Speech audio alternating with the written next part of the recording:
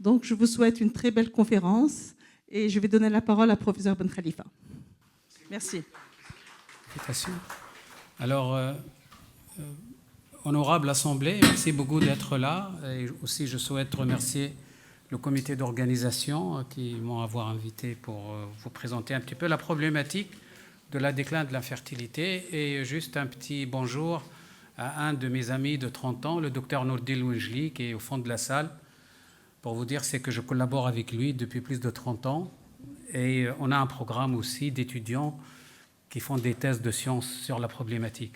Alors, je vais être très simple, mais aussi je souhaite quand même vous sensibiliser à ce qui se passe au sujet de l'infertilité.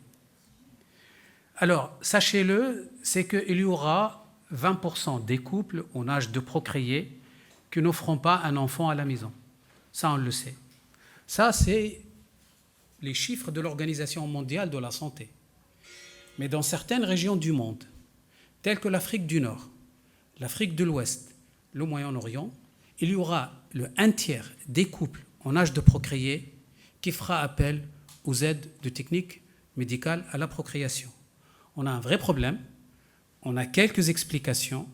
Premièrement, nos enfants font des études de plus en plus tard. C'est ce qu'on appelle le late fathering and mothering, c'est-à-dire moi, ma grand-mère, elle a fait 8 enfants entre 16 ans et 24 ans. Moi, j'ai des amis qui ont fait 4 enfants, leurs femmes n'ont jamais eu de règles. Voilà, une grossesse après une autre. Aujourd'hui, on envoie nos enfants à l'université, nos filles aussi, et en plus, il y a, au-delà de tout ça, il y a ce que j'appellerais le phénomène du stress. Il y a le stress oxydant qu'il y ait un déséquilibre énergétique, dysfonctionnement mitochondrial. Il y a un stress économique, parce qu'on fait des longues études, il faut avoir sa maison, Et il y a le stress social. Alors tu fais des études pour être médecin, tu fais des études pour être avocate ou comptable, tu as 36 ans, et maintenant tu te maries, tout le monde, comme on dit chez nous en Tunisie,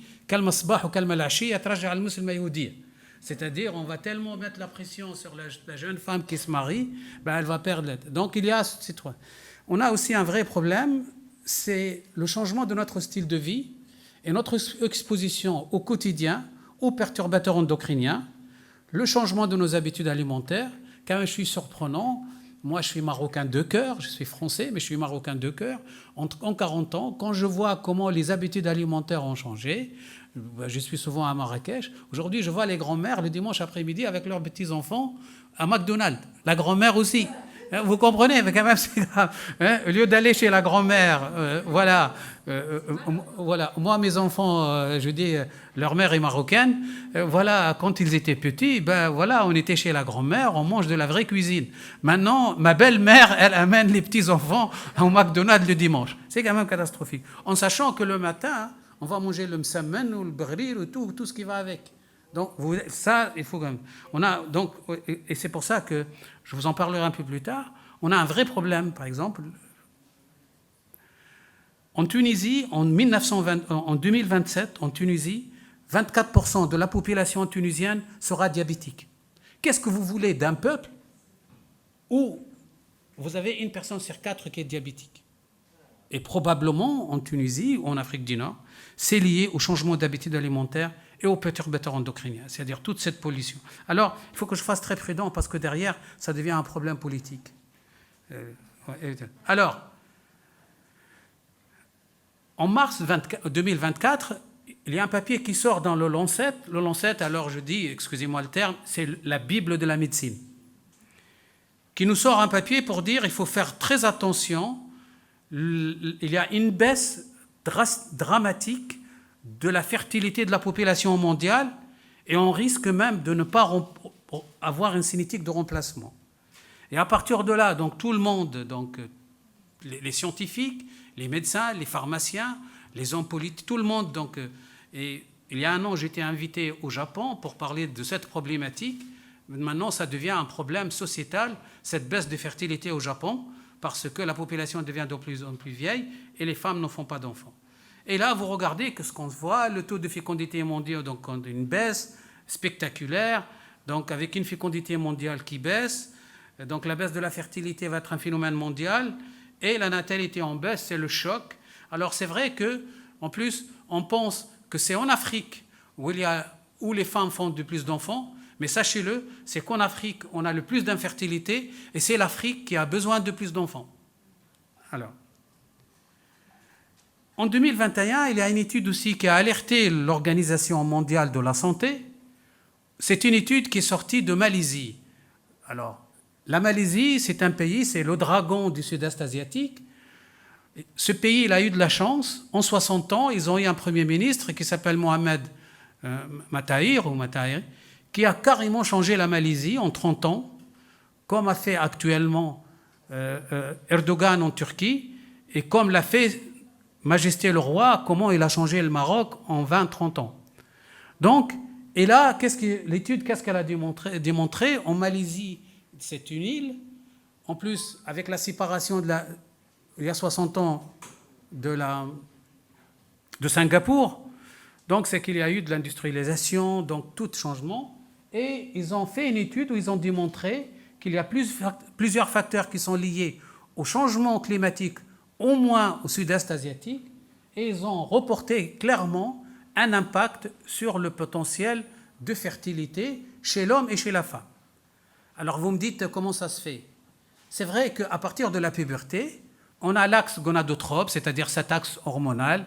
Alors, pour être plus simple, c'est à partir de la puberté, la femme va avoir ses règles, l'homme commence à produire des spermatozoïdes. Et qu'est-ce qu'on a constaté, malheureusement, et moi-même je le constate chez nos patientes nord-africaines, par exemple, qui viennent consulter à Paris. Alors moi, quand j'étais étudiant, avec mon collègue Dr Longeli, qui est au fond de la salle, on nous a dit un spermogramme normal, c'est-à-dire un homme fertile normal, juste pour votre culture générale. C'est-à-dire, il y a 30 ans, on a appris qu'un homme fertile normal, il a 40 millions de spermatozoïdes par millilitre. Aujourd'hui, j'enseigne à mes étudiants 15 millions. Alors, question pour votre culture générale. Depuis Jules César, quel est l'âge moyen de la ménopause de la femme? L'âge moyen de la ménopause depuis Jules César.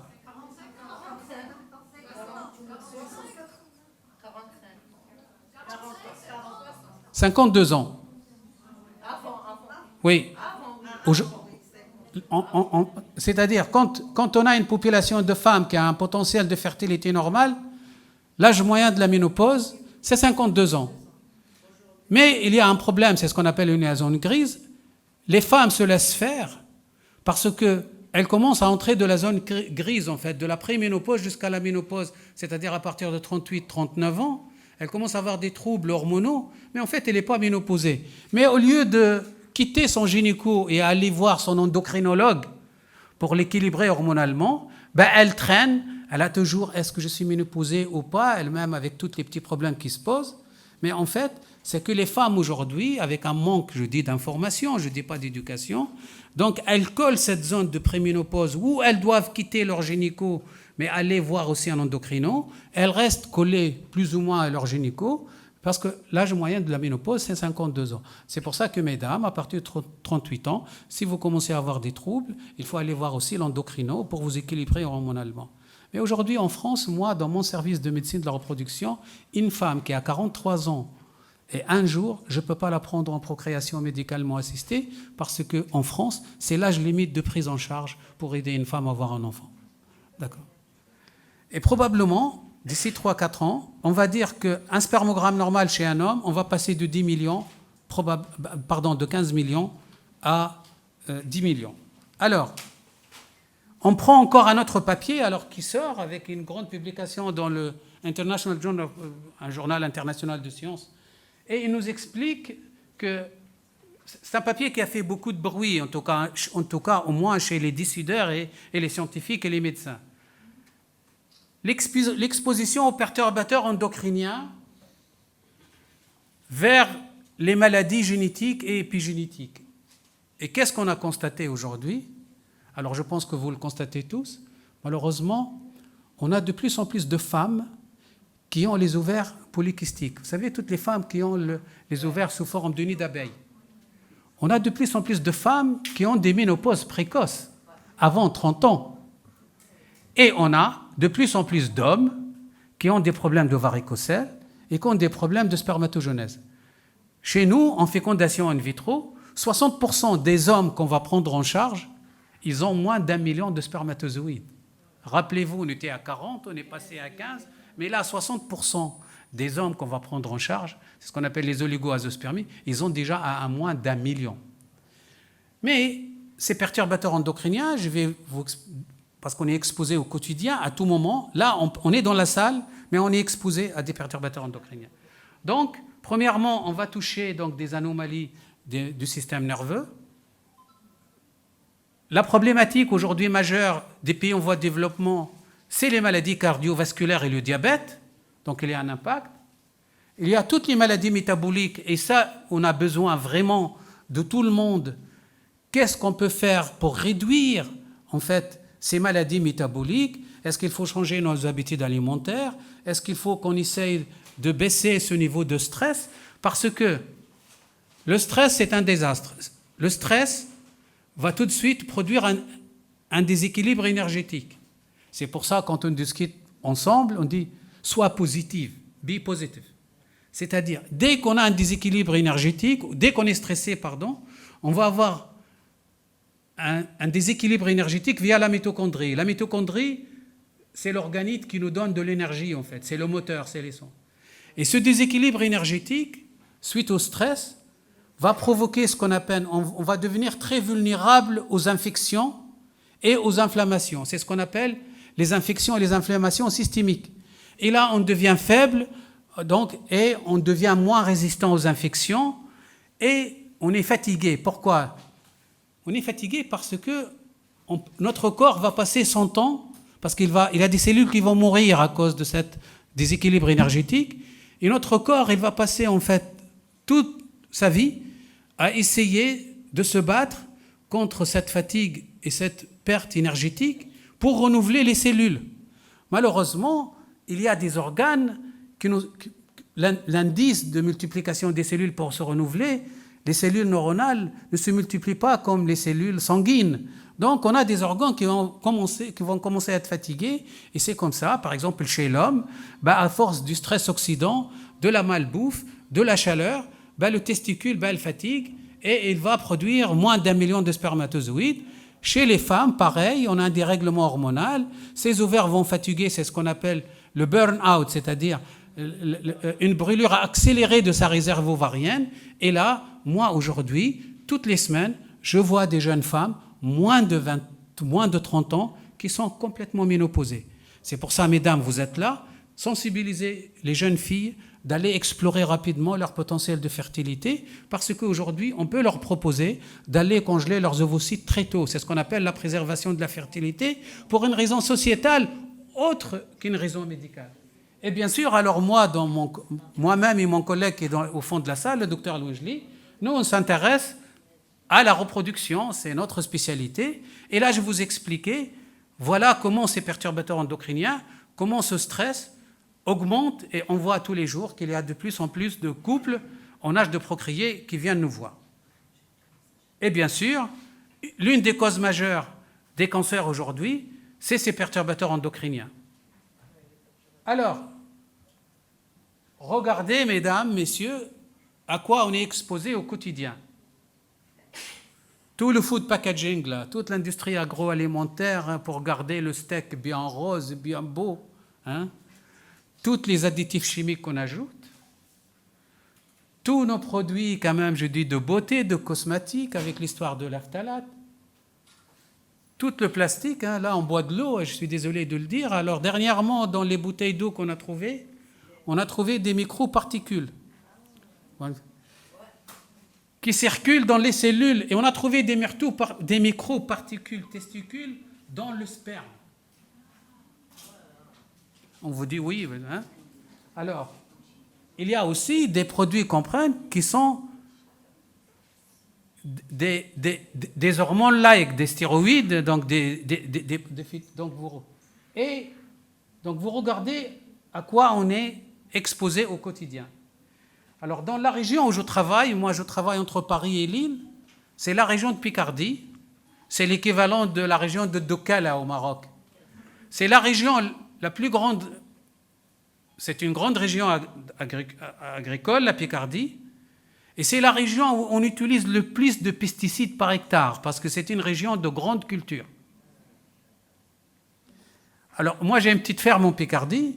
Mes voisins, ils sont des grands fermiers. Ils font 4 cultures par an. Tous les 3 mois, sur la parcelle, ils changent.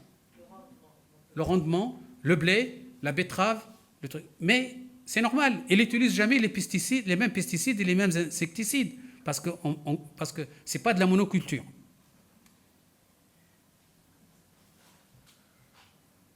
Et ça, c'est simplifié. Donc là, voilà, j'ai simplifié un petit peu la diapo avant. C'est juste pour vous dire, il faut faire très attention. Même les produits pharmaceutiques, quand vous prenez un médicament, vous n'avez pas uniquement la molécule active. C'est qu'il y a des choses pour la protéger, tout ce paquet. Donc, tous les polluants, je suis désolé de le dire, là, en fait, le chauffeur de ma collègue est venu me chercher à l'hôtel, il y avait un taxi devant moi. Vous avez vu le nuage là, qui est devant, quand les mots... C'est-à-dire qu'a priori, quand vous allez au Caire ou dans certaines villes, il y a des voitures qui n'ont plus le droit, c'est toutes quand même, ces pots d'échappement, c'est très toxique. Tous les pesticides, ça, les fongicides, tous les solvants qu'on utilise chez nous pour que ça soit propre, les habits aussi, quand vous lavez les habits de vos enfants, alors je pense que quelques mamans là ici disent « Ah, mon fils, il fait de l'allergie à certaines lessives. » D'accord, voilà. Donc, tout ce qui est plastique. Alors, à partir de là, nous, on s'est intéressé à tous ces polluants, à tous ces perturbateurs endocriniens et la fécondabilité. Une femme ou un homme en âge de procréer, est-ce qu'il va, s'il a tout ce qu'il faut où il faut, ou puisqu'elle a tout ce qu'il faut où elle faut, est-ce qu'elle va déclarer une grossesse au bout de 6 mois, au bout de 18 mois? Chez nous, si au bout de 18 mois, elle n'arrive pas à déclarer une grossesse, c'est qu'il faut qu'elle consulte une équipe de médecine et de biologie de la reproduction. Donc, a priori, tous ces perturbateurs endocriniens, tous ces polluants, on vit avec midi, matin et soir. Il va altérer l'axe gonadotrope, c'est-à-dire le neuromédiateur derrière le cerveau qu'on appelle le kisspeptine. Après, c'est l'hypophyse, l'hypothalamus, l'ovaire et le testicule. Là, on perturbe cet axe hormonal. La première chose, dès que cet axe... Alors, le premier signe de bonne santé, c'est le potentiel de fertilité d'une personne. Dès qu'on n'est pas bien, la première fonction touchée, c'est le potentiel de fertilité. Mesdames, votre conjoint ne va pas bien, allez regarder sa testostérone. Si elle est basse, c'est qu'elle n'est pas bien. Vous comprenez? Pareil chez les hommes, chez les femmes. S'il n'est pas bien, psychologique, il faut qu'elle aille faire son bilan hormonal. Alors, cet axe hormonal gonadotrope, 80%, quand il fonctionne bien, on va avoir une femme bien dans sa tête et dans son corps. Donc, tous ces perturbateurs endocriniens aujourd'hui vont agir sur cet axe gonadotrope. À partir de là, on va altérer la fonction ovarienne. La femme, elle va ovuler en moyenne de la puberté à la ménopause 400 fois, pas plus. C'est-à-dire, la femme, elle ovule une fois par mois quand elle a un cycle menstruel correct et ovulatoire. Alors, qu'est-ce qu'on a constaté en clinique?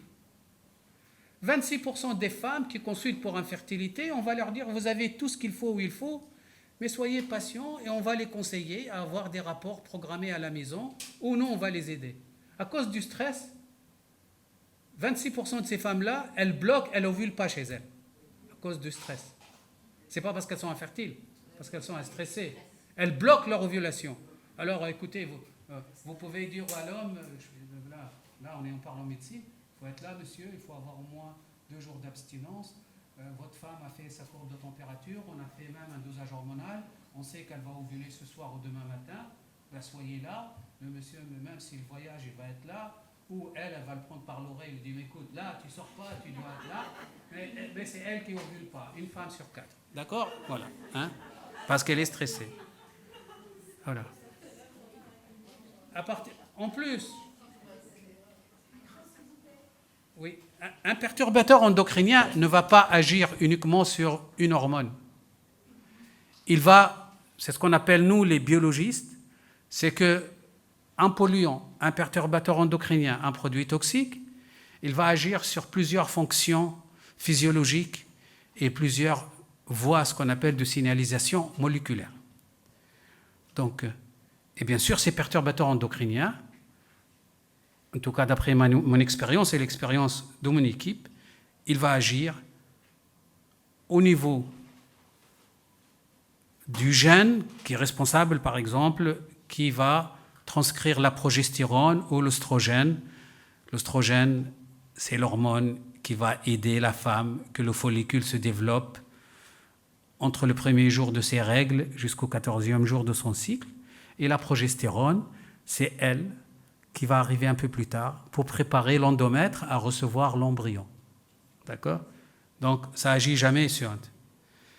Et nous, autre chose aussi, ça c'est pour votre culture générale, pensez, c'est ce qu'on appelle à l'effet cocktail. Même si vous avez un conjoint ou un frère ou un proche qui travaille par exemple dans l'industrie du phosphate, c'est vrai qu'il est exposé donc à des polluants, mais il est exposé toujours à autre chose, parce que malheureusement, par exemple, il y a beaucoup de gens qui fument, il y a beaucoup de gens qui fument du shit, ou donc c'est jamais un seul produit. Et là, nous, c'est la thèse d'une de nos étudiantes qui est médecin aujourd'hui dans le service. On a dit, allons regarder qu'est-ce qui se passe, par exemple, dans la cigarette électronique. C'est à la mode. Hein. Ouais. Et on a demandé donc à une de mes collaboratrices, qui est Déby Mongeon, maintenant qui travaille avec moi à Montréal, on lui a dit, mais dis-nous là, regarde-nous avec spectro de masse, qu'est-ce qu'il y a quand tous les jeunes garçons là qui vapotent à longueur de journée. C'est à la mode là, les jeunes filles là. Regardez tout ce qu'on a dans tout ce qui arrive. Alors, mesdames et messieurs, dites à tout le monde, vous pouvez fumer tout ce que vous voulez. Tout ce que vous voulez. Mais pas de la cigarette électronique, parce que c'est une catastrophe pour la fertilité de la femme et de l'homme. Je vais vous dire pourquoi. On a trouvé dans ce solvant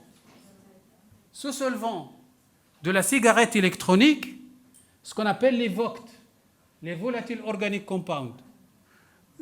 Oui. Et surtout, ce qu'on a remarqué, Oui. On a remarqué que dans les lycées, Oui. ici à Casablanca, Oui. les jeunes Oui. font des cours au nombre de, avec la cigarette électronique, Oui. au nombre de skis inhalés. Ils font des courses. C'est l'effet cocktail. Voilà. Donc, alors, chez nous, les biologistes de la reproduction, où qu'on arrive, parce que nous, on produit des embryons au laboratoire qu'on va transférer chez les femmes. Il y a du VOC dans ces... Nous, c'est l'ennemi juré. Si vous voulez tuer une cellule, exposez-les au VOC, c'est ce qu'on appelle. Nous, quand on a des VOC dans le laboratoire de fécondation in vitro, on a 0% d'embryons.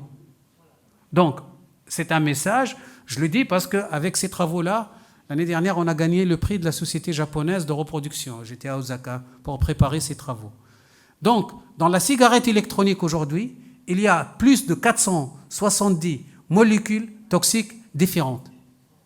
Donc, écoutez, il vaut mieux... Alors, par contre, dans les gauloises ou dans les vieilles cigarettes, on a trouvé... Ça c'est la thèse de Rosalie Cabri, qui a fait sa thèse avec moi. Maintenant, elle est dans le service. On a à peu près 270 molécules différentes. Voilà. Alors, après, vous me dites, alors, comment ça va agir, par exemple, les produits qui donnent la cigarette électronique? Parce que là, on ne va pas voir le résultat tout de suite, on va le voir plus tard, le jour où elle va vouloir faire des enfants, ou lui, il veut être père. Donc, regardez, tous ces produits toxiques dans la cigarette électronique, chez la femme, ils vont, la première chose, altérer la réceptivité de son endomètre. Elle peut ovuler, elle peut être fécondante, mais quand l'embryon, au bout de 5 jours de développement, il va arriver au niveau de l'endomètre, le 21e jour de ses règles, ben l'embryon il est moins réceptif. Déjà, on n'a qu'un embryon sur 3 qui s'implante, même quand la femme est fertile. Après, il va vieillir ses ovaires. Et ça, l'une des causes qu'on appelle donc les insuffisances ovariennes prématurées. Et il va aussi, puisqu'il va vieillir l'ovaire, donc elle va produire des ovocytes de moins bonne qualité. Chez l'homme, c'est l'effet miroir. On vieillit le testicule. On commence à voir des hommes qui ont de plus en plus, à cause du stress oxydant, de la chaleur et tout, ce phénomène de varicocèle, c'est-à-dire, excusez-moi le terme, de plus en plus d'hommes avec de la tuyauterie bouchée.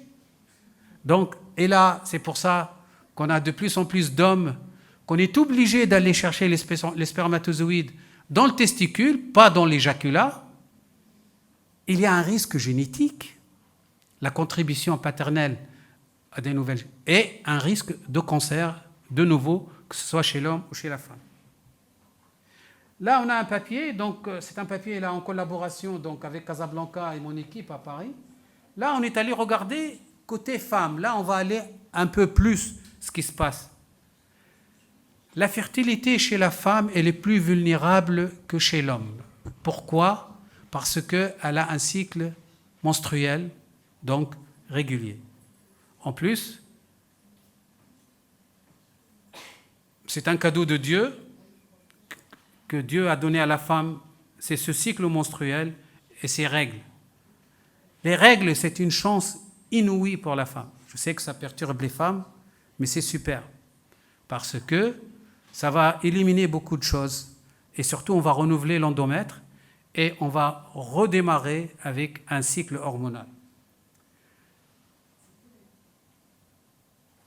De la puberté à la naissance, à la ménopause, la femme va ovuler 400 fois en moyenne ou 450 fois. Ça dépend, est-ce qu'elle a eu ses règles à 12 ans et elle était ménopausée à 48 ans. Mais sachez-le, c'est qu'aujourd'hui, on a de plus en plus de jeunes filles qui ont des règles précoces à cause de ça aussi. C'est ce qu'on appelle donc les androgènes ou les oestrogènes-like.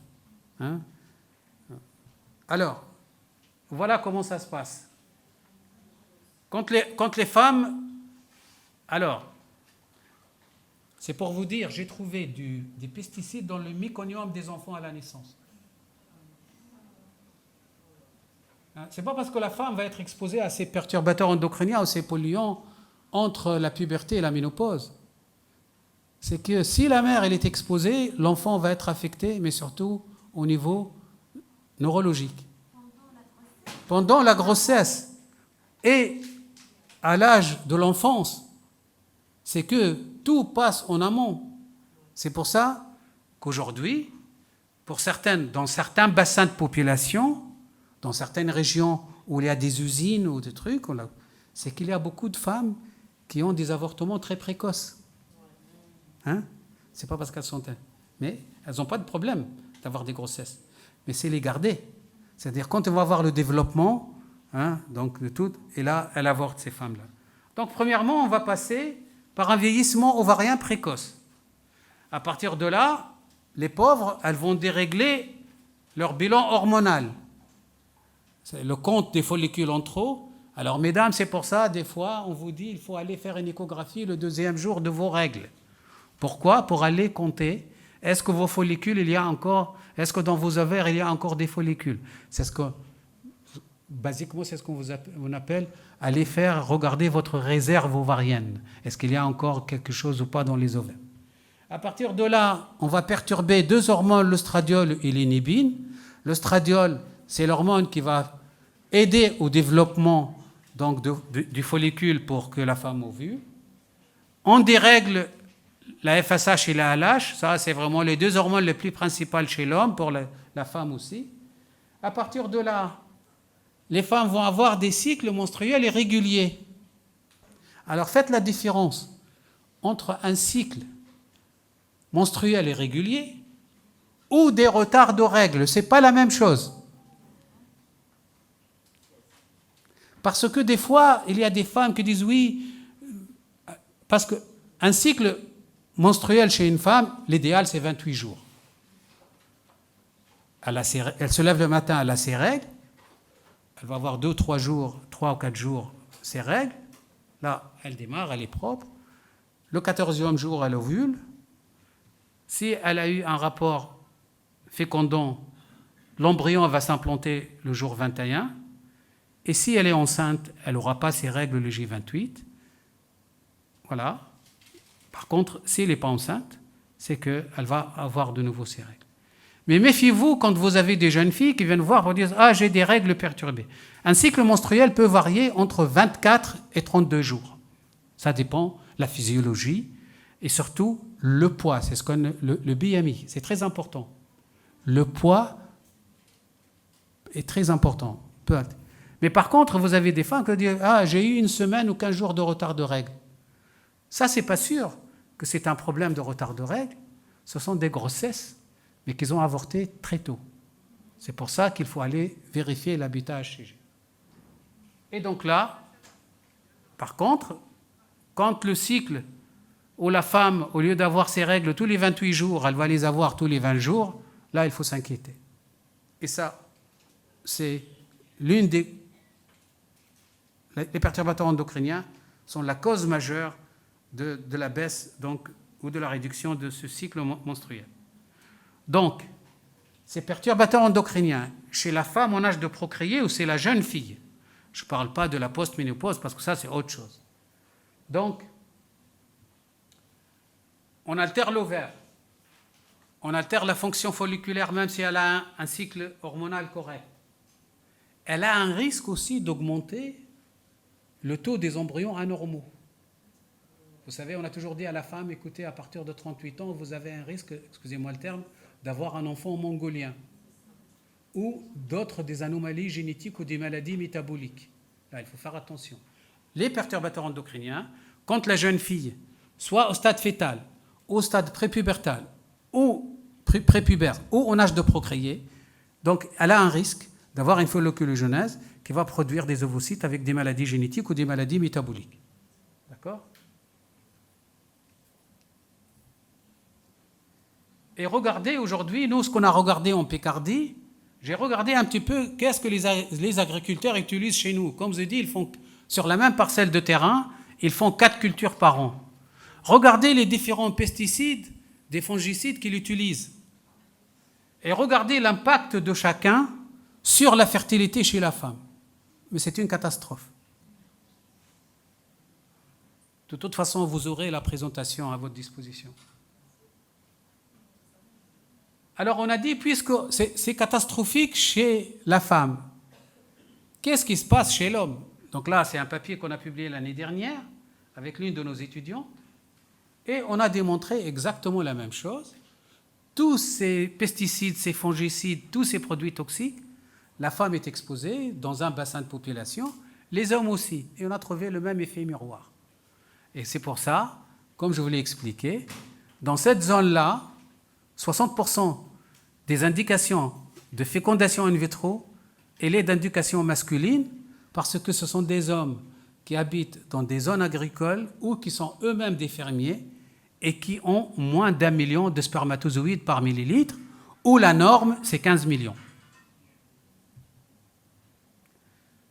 Et bien sûr, comme vous le savez, même chez nous, c'est jamais la faute de la femme, c'est toujours la faute de l'homme. Pardon, c'est jamais la faute de l'homme, c'est toujours la faute de la femme. Alors maintenant, moi j'ai dit dans le service, parce que bon, je suis le chef de service, j'ai demandé maintenant à toute l'équipe, on ne prendra jamais une consultation d'une femme seule. Elle fait ce qu'elle veut, mais il faut qu'elle me ramène le mec là, qui vient. Parce que moi, une femme qui a 38 ans, où l'horloge biologique elle est contre elle, je ne veux pas la recevoir. Nos délais de rendez-vous, ils sont de 9 mois. Le jour où on va faire venir le monsieur, elle a déjà 42 ans. Donc là, le jour où on va se rendre compte que ce n'est pas sa faute, c'est la faute de monsieur, là, c'est trop tard pour elle. Donc c'est pour ça. Mesdames, éduquez vos filles. S'il y a un problème, on commence par l'homme. Parce que 60% de nos indications sont masculines. Ce n'est pas de la femme.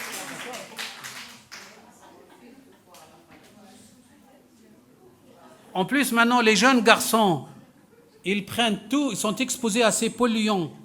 Et avec l'effet cocktail, comme l'a expliqué ma collègue, donc, je suis désolé, c'est pour ça qu'on a un problème chez les garçons aujourd'hui, des problèmes d'obésité, et on a de plus en plus de garçons un peu plus ou moins féminisés aussi.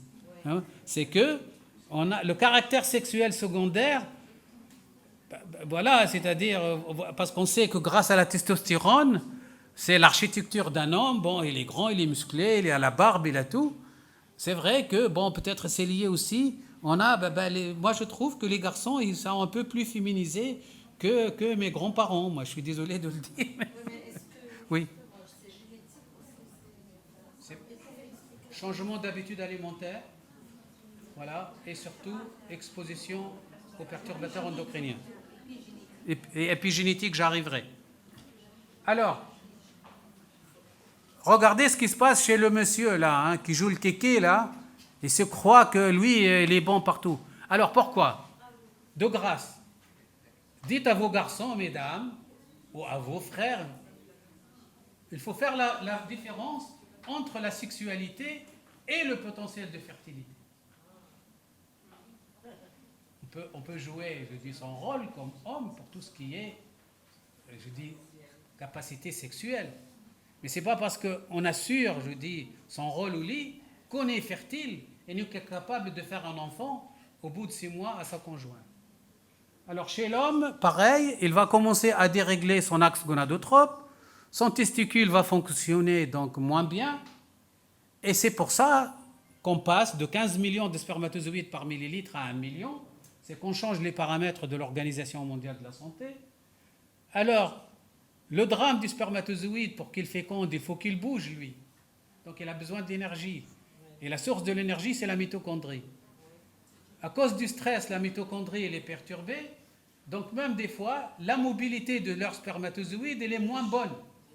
Donc, puisqu'il bouge moins, donc il n'a pas assez de temps d'aller féconder l'ovocyte, parce que l'ovocyte, s'il n'est pas fécondé au bout de 24 heures, il meurt. D'accord? À partir de là, il y a un risque génétique, comme chez la femme. Donc, il va produire des spermatozoïdes qui sont porteurs d'anomalies chromosomiques, en sachant que le contenu génétique d'un spermatozoïde ne va pas altérer sa capacité de féconder un ovocyte. Et à partir de là, on va produire des embryons qui sont anormaux. Donc, soit les embryons, soit il ne va pas se développer et on n'a pas de grossesse. Et quand on a des grossesses, on voit des fausses couches précoces ou des fausses couches tardives, ou des enfants qui vont naître avec une maladie génétique ou épigénétique. Juste pour votre culture générale, au niveau mondial aujourd'hui, on a entre 0,6 et 6% d'enfants qui naissent avec des maladies génétiques ou maladies épigénétiques, mais le pédiatre, lui, quand il arrive à la maternité le lendemain de la naissance, il ne va pas les contester. On fait juste des tests métaboliques, mais il y a des pathologies qu'on va voir soit à l'âge prépubère, soit à la puberté, ou même plus tard. Par exemple, l'autisme, ce n'est pas une maladie génétique. L'autisme, c'est une maladie épigénétique.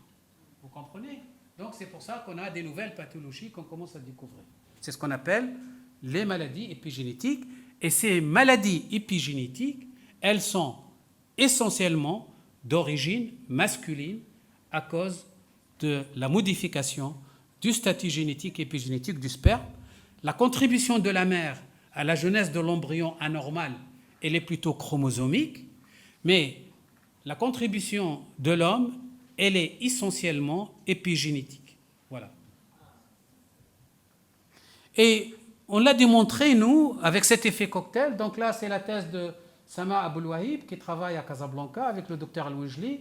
On a démontré, par exemple, quand l'homme en âge de procréer, qui mélange l'alcool, la cigarette, c'est un désastre sur les paramètres spermatiques et son potentiel de fertilité.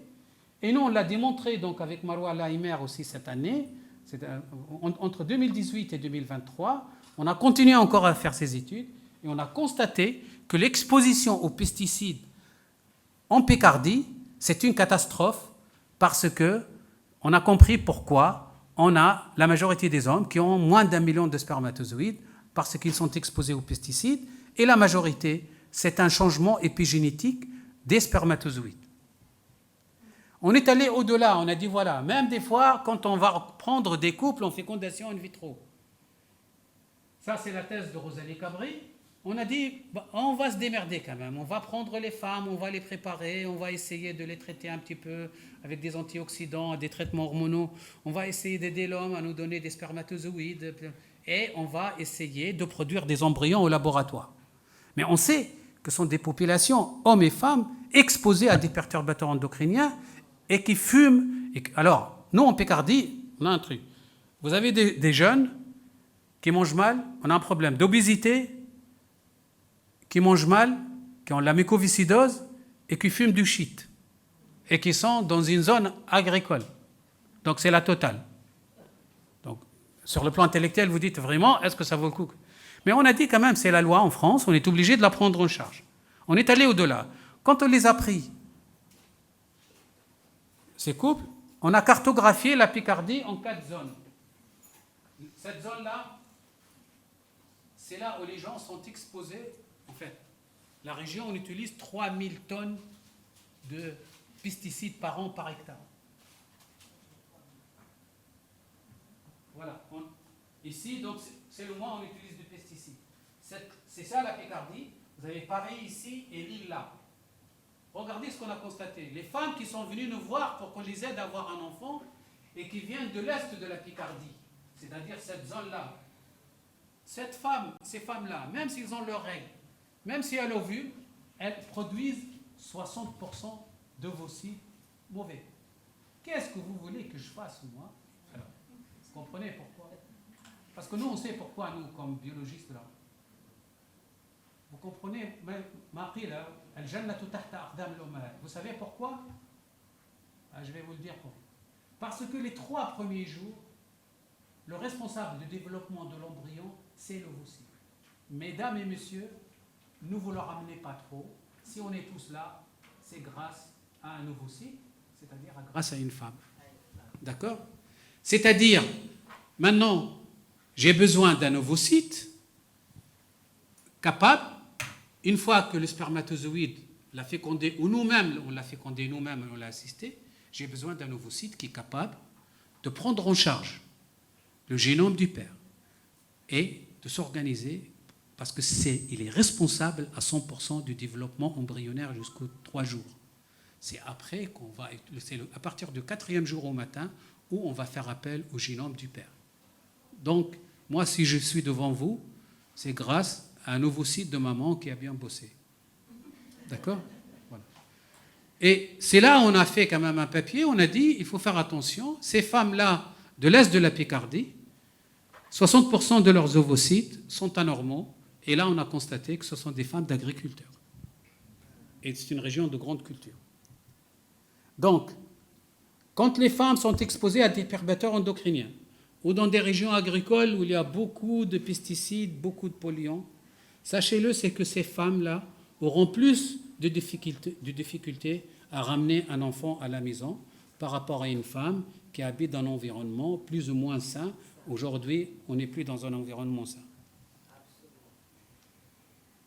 De l'autre côté, vous avez des femmes, comme je vous l'ai expliqué, ils vont produire des embryons, mais il faut l'implantation, il faut que ça s'implante. Les perturbateurs endocriniens perturbent aussi la réceptivité de l'endomètre. C'est-à-dire, elle produit des embryons, mais l'embryon, vous savez quand même, quand la femme va accepter un embryon, c'est de l'allogreffe, c'est de l'hominotolérance. Normalement, elle ne doit pas l'accepter. Mais l'embryon, lui, il va présenter le côté maternel de l'embryon. Alors, mesdames aussi, le vrai embryon, c'est la mère. Les annexes, c'est le père. Donc l'embryon, il va venir, il va se présenter en face de l'endomètre de sa maman, mais il va lui présenter le côté maternel pour qu'elle l'accepte. Il va essayer de tromper un peu sa maman. Donc c'est de l'huminotolérance. Et bien sûr, chez ces femmes-là, malheureusement, elles ont plus de problèmes d'implantation. Je vais aller un peu plus vite. Alors, qu'est-ce qu'on a constaté chez les femmes qui font des avortements à répétition? Vous savez, vous avez des femmes, elles ont, comme je dis, elles s'assoient sur une chaise, elles tombent enceintes. Mais elles ne gardent pas les grossesses. Dans notre région, quand on a regardé les femmes qui n'avortent pas du tout, ils n'ont aucune histoire d'avortement, ni précoce ni tardif. Les femmes qui ont eu moins de 3 avortements et les femmes qui ont plus de 3 avortements, regardez la différence du niveau des pesticides dans leur sang ou des perturbateurs endocriniens. Donc aujourd'hui, c'est qu'il faut aussi que les femmes soient sensibilisées pour aller regarder et préserver leur potentiel de fertilité. On l'a démontré aussi comme l'a dit madame tout à l'heure, ma collègue, c'est qu'il y a un risque épigénétique. Il faut faire très attention à cause des perturbateurs endocriniens et des polluants et au changement de nos habitudes alimentaires, c'est qu'on risque de changer carrément le statut épigénétique de l'ovocyte que la femme va produire ou du spermatozoïde que l'homme va.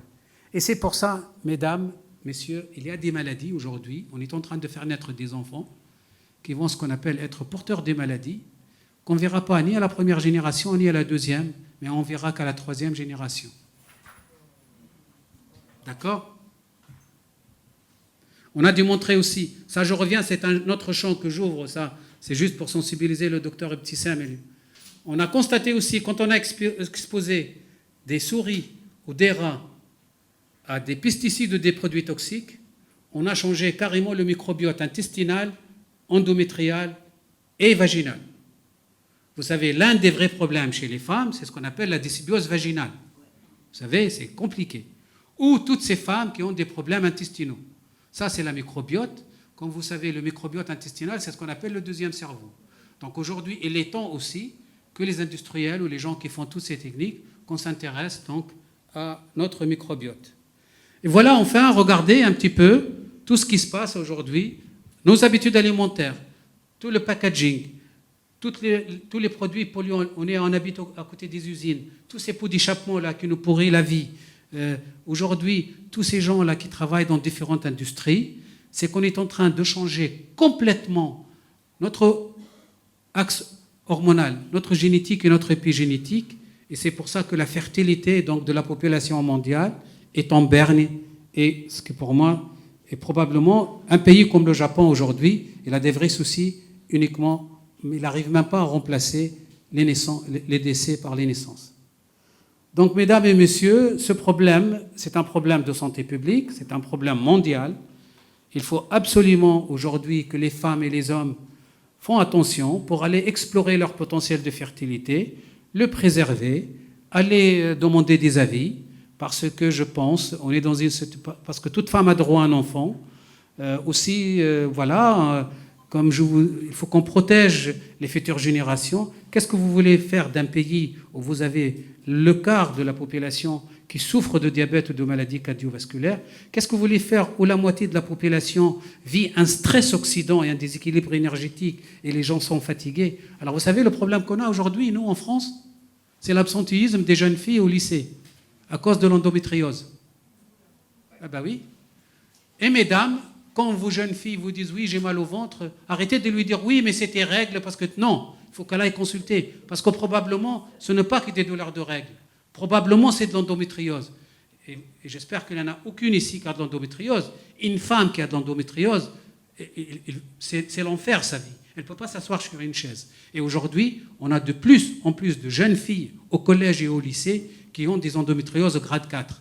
Je ne vous parle pas des ovaires polykystiques ou les insuffisances. Et quand les femmes, ces couples, viennent dans les programmes de fécondation in vitro, il faut être honnête, ces gens-là, ils ont moins de chances d'avoir une grossesse pour un couple qui a les trompes pour une stérilité tubaire ou pour un problème de varicocèle. Je souhaite vous remercier. J'espère que je ne vous ai pas brouillé trop. Et je remercie les équipes avec qui je collabore et je dirige.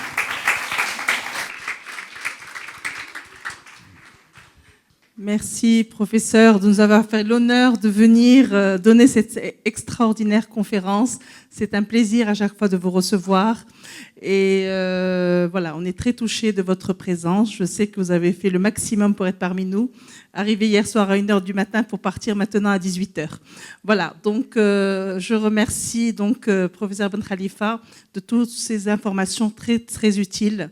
Et c'est ça le CIBEN, c'est aussi l'information scientifique, c'est aussi au cœur des choses qui se passent dans le monde. Et aujourd'hui, merci de votre soutien et vous êtes encore nos ambassadeurs pour qu'on puisse continuer cette expérience au CIBEN. Merci.